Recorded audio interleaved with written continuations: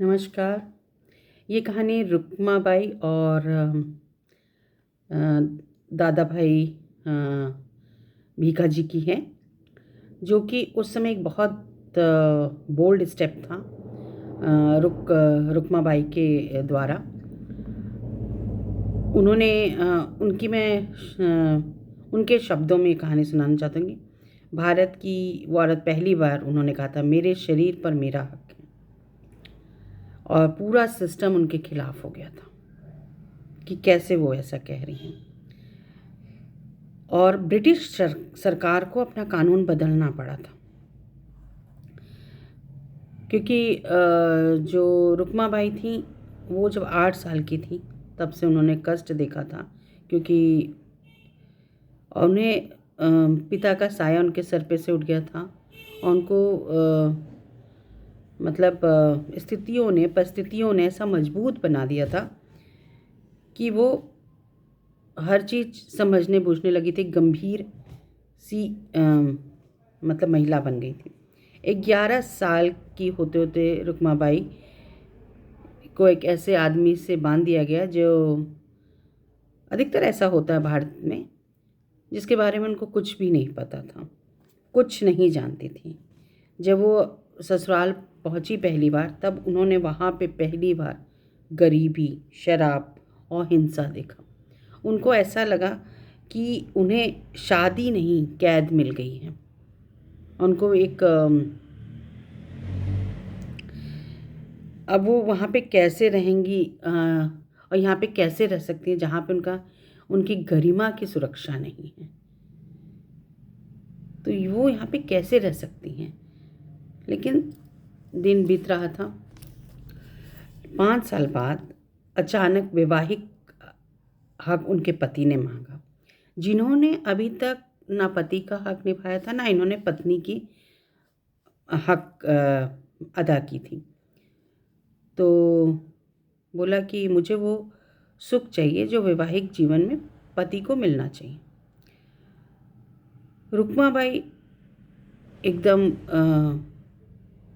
गुस्से में आ गई। उन्होंने 2 टूक जवाब दे दिया, मेरे शरीर को मेरे बिना सहमति के कोई नहीं छू सकता।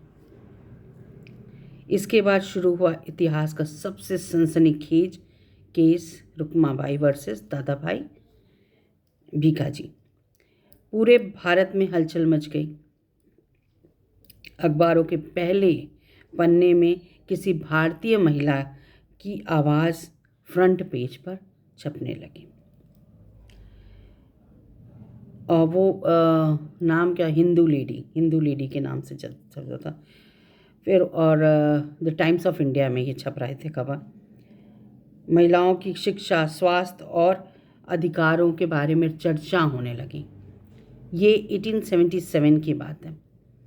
तो जज ने भी धमकी दी कि पति के साथ रहो, नहीं तो 6 महीने का जेल हो जाएगा। रुक्माबाई मुस्कुराई और बोली, जेल मंजूर है, पर जबरदस्ती नहीं।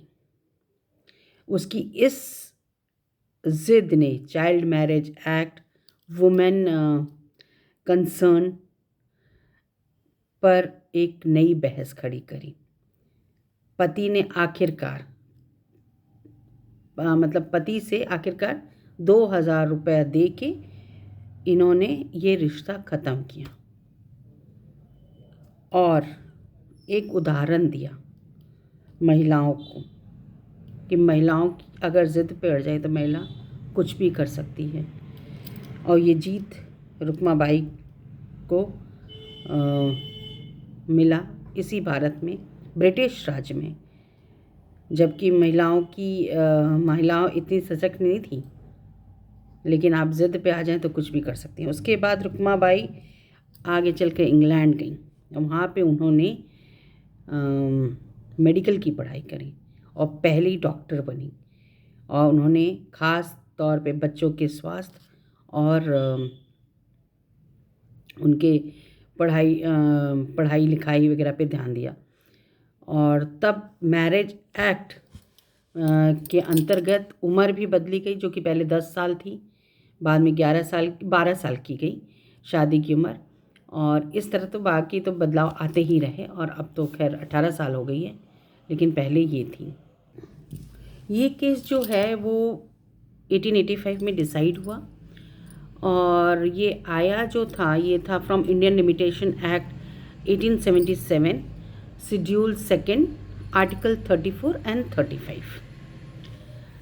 होपफुली आपको ये जानने आप लोग जान गए होंगे कि ये किससे है, और थोड़ा सा आसानी होगा पढ़ने में। इसी तरह से अगर आप मुझसे चाहते हैं आप लोग कि मैं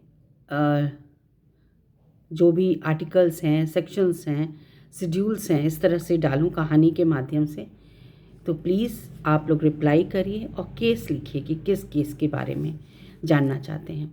मैं अपनी पूरी कोशिश करूँगी कि मैं आपको एक बहुत अच्छे तरीके से उसका जवाब दे सकूं। धन्यवाद। सब्सक्राइब ज़रूर करिएगा।